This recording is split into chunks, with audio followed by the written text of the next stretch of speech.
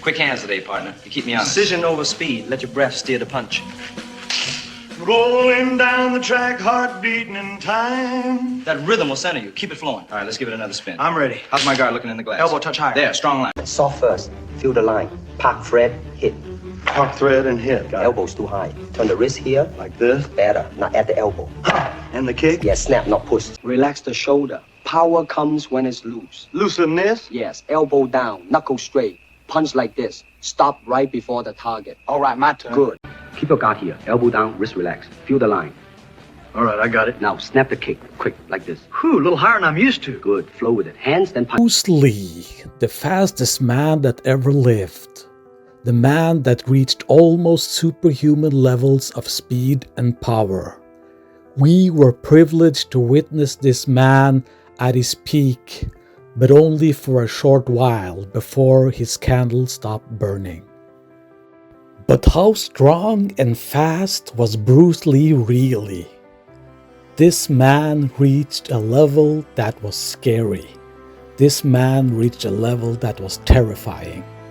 Let's now listen to his friends, family, and martial artists talk about how strong and fast Bruce Lee really was. 男嘅特約啦，特約嘅演員就向李小龍挑戰，咁佢就佢嘅意思話佢想見識下截拳道，咁李小龍就話：你落嚟，咁就打咗幾下啦。呢個朋友咧就俾李小龍踢咗一下，咁就結束啦，好快嘅。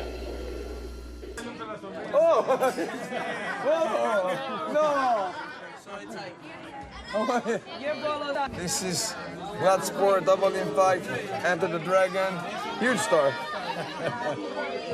And soon Double Impact 2. �𝙧𝙪𝙘𝙧𝙪. I saw him on the film, on the screen. I was like so impressed, and my father too. And him and Bruce Lee were like such a tango, you know? And it really, I started karate because of that. Bruce Lee, and then Jean-Claude Van Damme, and then who? After Jean-Claude Van Damme, who is the next? Nobody. Why? I were having hot tea and sitting on the apple box. Made a movie for like 15 hours sitting. Then is this one. But Bruce Lee is. No. 1, 2, you know? Okay, right. Rock, paper, scissors. Rock. My dad was a really diligent trainer, and he always had people over at the house practicing. My dad had a circle of students that were close to him, and so they were friends of our family. And one of those men, Danny Inosanto, continued to be my teacher. Shoot it, they had to overcrank and shoot it in slow motion because otherwise it just looked like a special effect when he moved. I mean, the man was fast. He was deadly fast.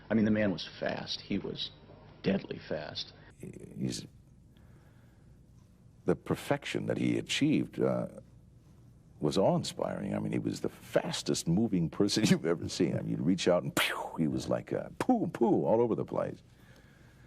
We used to work out of his place, and he had a 700-pound bag hung on a big L iron, or what do they call them, stuck in his patio, and it would on a big spring, and he would kick that thing and double it over.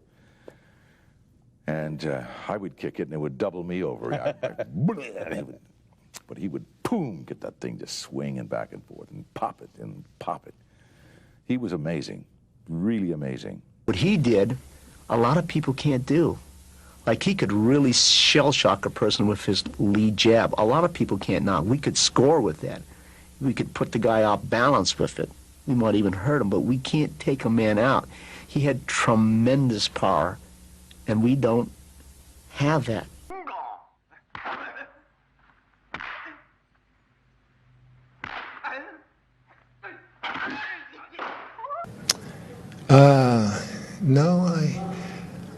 I enjoyed working with John Saxon. Yeah. John Saxon's a great actor. I was very fortunate to have, in my opinion, the greatest martial artist ever lived. Yeah. Bruce Lee. I'll talk to you about that later. Probably have questions for me on that.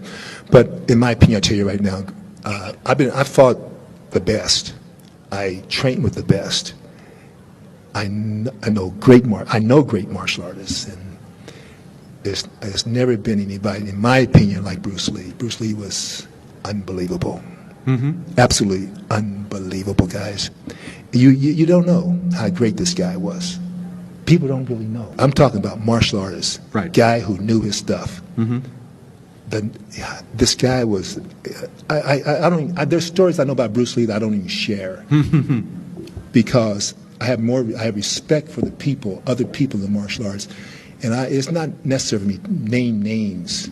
I know who Bruce Lee sparred with. Yeah. I know. They won't tell you, but I know people he sparred with. I never mention their names either. But Bruce Lee was untouchable. Yeah. Is it in the book? Is it in your book? No. I mention this, but I never tell the names. Can I get everybody to swear to secrecy? Can you say one name? No. Can you mix them up? Can you have a jumble of a name? No, I have too much respect. Can I guess? No, you probably could. Yeah, I probably could. Because I know a lot of people he sparred with as well. I wouldn't confirm it. Yeah, there you go. That's fair enough. But I just have too much respect for other guys in martial arts. I have to say, being confident in myself, that I feel I would have done very well in the MMA arena because of my judo training. I was a black belt in judo, and plus I had multiple black belts in karate, taekwondo, tang soo do, and so forth. And plus I studied jiu-jitsu with Gene LaBelle back in the early 60s and 70s. And so I felt I was pretty well rounded, and I really credit that for the success I had in the ring of my competitive days. And so I felt I would have done well, and I think Bruce would have too. He was a fanatical trainer. When he and I'd work out, we'd work out for 3 or 4 hours in his backyard in Culver City, California. And after we finished working out, we'd go into the living room, and I'd sit down on the couch, and Linda, his wife, would bring me a glass of iced tea. Well, Bruce would drop down on the floor and start doing crunches. I said, Bruce, there's times to relax too. You need to relax as well, because you'll burn that engine out if you keep right on training all the time. You've got to recharge your battery. And but Bruce had a hard time doing that. He had a hard time recharging his battery. I've no doubt he would have been world champion in MMA, no doubt. He's fluid, he's loose, he's fast. His movement is fluid, it's efficient, it's functional. So many guys are addicted to strength and conditioning and just get bulked up and stiff and slow, and Bruce was free. His body was nimble. You ask any fighter out there growing up who their inspiration was, everybody says Bruce Lee. It just makes you feel powerless because no one's going to be like Bruce Lee. I mean, the things us martial artists draw from today, he came up with a lot of that stuff. Like, where do you come up with this stuff?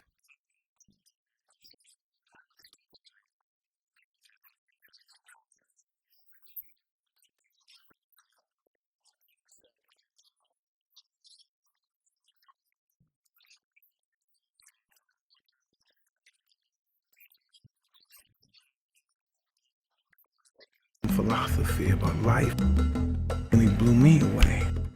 Bruce Lee's a killer. You hurt your man, you do as much damage as you can, and you get out. You know what I mean? Without being hurt. Less damage on yourself as possible. I have so much respect for his philosophy. His philosophy is like the ultimate warrior philosophy. Tough guy, you're going to have to suffer what all movie heroes suffered. Challenges from exhibitionists and nuts asking you to fight, challenging you to fight. It's already begun to happen, hasn't it? Yes, it has. How do you deal with it? When I first learned martial arts, I too have challenged many established instructors. And of course, some other challenging me also. But what I have learned is that challenging means one thing. Is that what is your reaction to it? How does it get you? Now, if you are secure within yourself, you treat it very, very, very lightly, because you ask yourself, am I really afraid of that man? Or is that man, do I have any doubt within me that he's going to get me? But if I do not have such doubt, and if I do not have such fear, I would certainly treat it very lightly, just as today the rain is going on strong, but tomorrow, maybe the sun is going to come out again. I mean, it's like that type of a thing. Of course, they can't lose by challenging you. Even if they lose, they get the publicity of being a guy who actually fought. Well, let's face it. I mean, in Hong Kong, can you have a fight? I mean, a no-hold-bar fight. Is it a legal thing? It isn't, is it? And to me, you see, a lot of things, I mean, you know, like challenging and all that, I am the last to know. I am always the last to know, man. I mean, I always find out from newspapers, from reporters, before I personally realize what the hell is happening. How much of your screen personality is really you? I mean, you teach martial arts, so you're obviously very good at it. But of course, teachers are not always the best exponents or practitioners. Are you able to take care of yourself, would you say? I will answer it, first of all, with a joke, if you don't mind. Oftentimes people come up and say, hey Bruce, are you really that good? I said, well, if I tell you I'm good, probably you will say I'm boasting. But if I tell you I'm no good, you know I'm lying. But, all right, going back to being truthful with you. Let's just put it this way. I have no fear of opponent in front of me. But I am very self-sufficient, that they do not bother me. And that should I fight, should I do anything, I have made up my mind, and that's it, baby. You better kill me before. Bruce, in The Big Boss, you play a man who's very slow to anger. Yes. He's shy, diffident. You even stay out of fights in the early scenes because of a promise you made to your mother. Yes.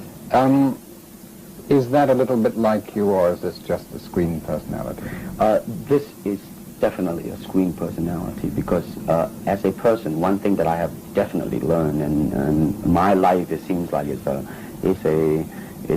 a life of self-examination and self-peeling of myself bit by bit, day by day, is that I do have a bad temper, a violent temper, in fact. So that is definitely, I mean, some people that I am portraying, you know, not Bruce Lee as he is. Savage, relentless attack, whereas those sons of a bitch are cowardice, turning their heads, swinging their punch, and after the second round, they're out of breath. Oh, really? I mean, they're really pathetic looking. I mean, very, very amateurish. Yeah. I mean, even a boxer, because a boxer, when they concentrate on two hands, disregard how amateurish they are. They do their thing. That's right. There ain't no war. They're really. But whereas those guys go out there, they haven't decided what the hell they're going to use. Yeah. I mean, before they contact each other, they do all their fancy stands and all the fancy movements. But the minute they contact, they just don't know what the hell to do. Yeah. I mean, that's it. They missed and they fell on their asses and they tugged and hold and wrestle and I mean, the whole Hong Kong, they call it 細蚊仔打交. That's the interpretation even in Hong Kong. Yeah. Can you imagine that? I mean, even those guys see it that way. I mean, what do you think of the appreciation of people here? Yeah, right. Well, period. That's right. The level is still so... So what I'm hoping to do in film is to be just that, man, to raise the level. And, it's a real mission there, really. Yeah, it really. I mean, actually, not only raise the level, actually upgrade. That's right. Gain respect from the Western world. That's what I hope to do, man. Because like here, I mean, you know, the reason I'm coming back is Warner Brothers wants me to do a television series, but I don't think I'll do it now. Yeah. I'm going to concentrate, you know, in Hong Kong and do it. Yeah. Yeah, start from there. Actually, there's... And actually, you might be able to expand it to here. Like the Italian picture, A Fistful of Dollars and things like that, if the quality can be uplifted. Yeah. And that's what I, you know... Well, that's actually... more and more, Dan. I mean, it's becoming more and more simple to me.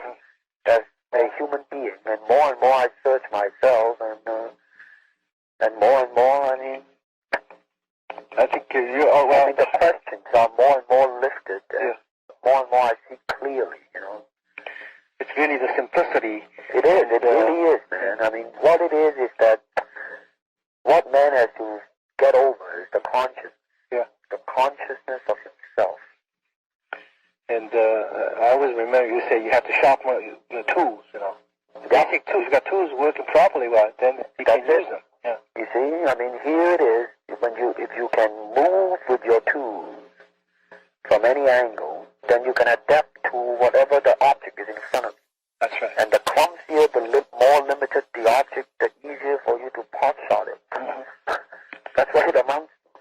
That's right. I think sometimes... and more, and I mean, really, what it is that it utilizes the body to come to some sort of a realization. Disregard whatever your pursuit happens to be. In my case, is the pursuit of becoming moment to moment, whatever that thing is, and constantly questioning myself. You know, what is this, Bruce? Yeah. Is it true or is it not true? Mm-hmm. Do you really mean it or not mean it? Yeah. Once when I found that out, that's it. I mean, like my coming back to refuse the television series is one of the major decisions. That's right. That's right.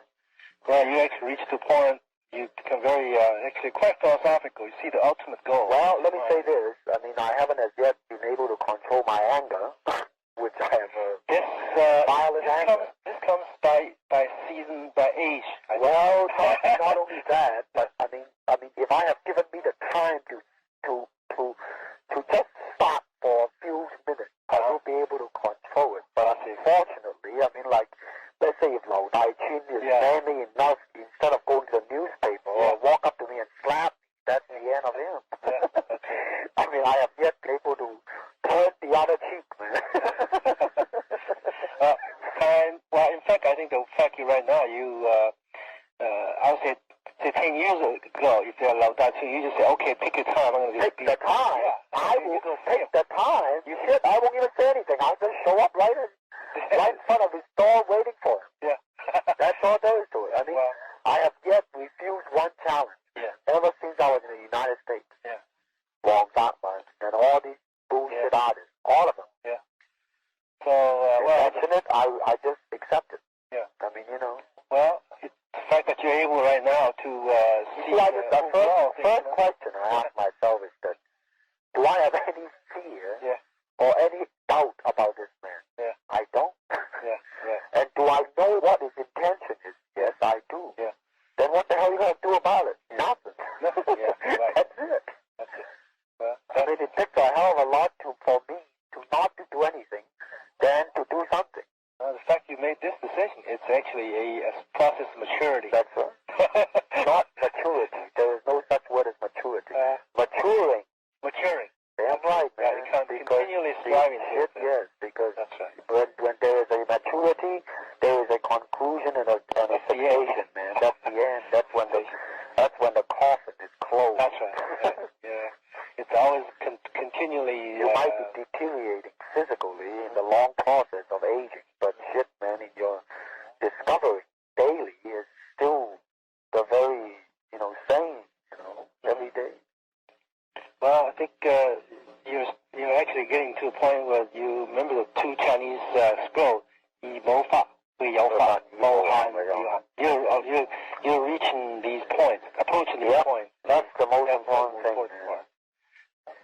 And because when there is a way, man, there lies the limitation. And when there is a circumference, it traps. And when it traps, it rots.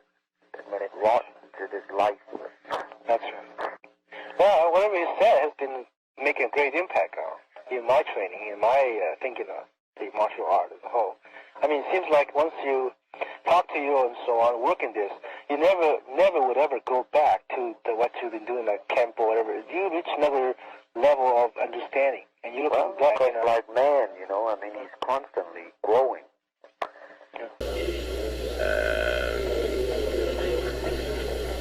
有一個香港嘅男妓特約啦，特約嘅演員就向李小龍挑戰，咁佢就佢嘅意思話，佢想見識下截拳道。咁李小龍就話：你落嚟，咁就打咗幾下啦。呢個朋友咧就俾李小龍踢咗一下，咁就結束啦。The action movie is different before. Now the action movie is a cartoon action. What is cartoon? Nobody knows. I tell you. Cartoon is the camera. The camera is the rolling action. It's pop, pop, cut. Another side, it's rolling, pop, pop, pop, cut. Only 2 and 3 is cut. So really is the cartoon camera, pop, pop, pop, pop, pop, pop, pop, pop, pop. And then long shot is slow motion. Insert, bang. It's no action movie. It's a cartoon action. What is really action movie? 35 years before, you look into Dragon, the Bruce Lee movie. Bruce Lee movie no more now. It's different. What different? The long shot camera. The Bruce Lee, 1, 2, 3, 4, 5, 6. The rolling camera. Bruce Lee fighting. Pa, pa, pa, pa, pa. Kick, pa, pa, pa, pa.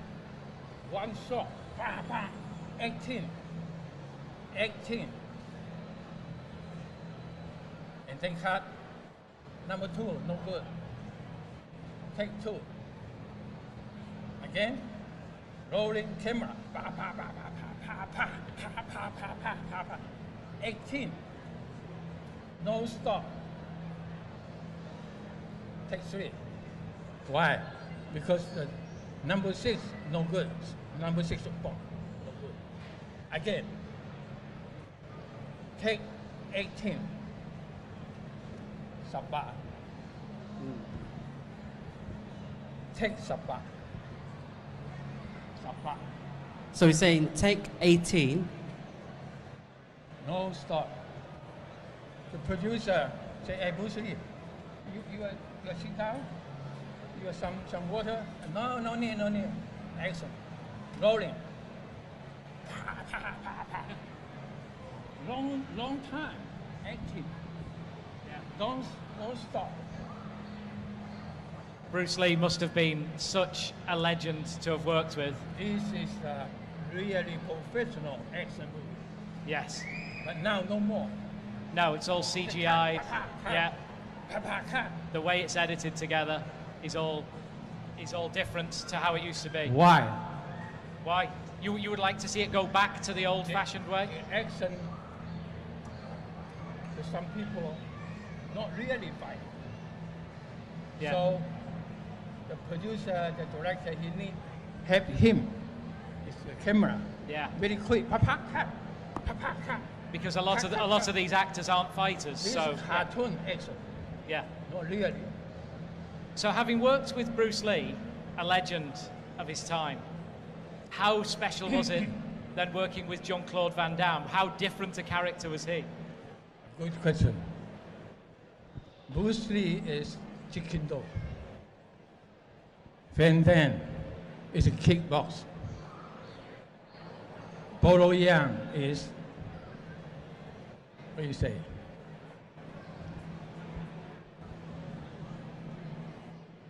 Oh, he's getting up now. He should be scared now. I've already had Van Damme kick at me today.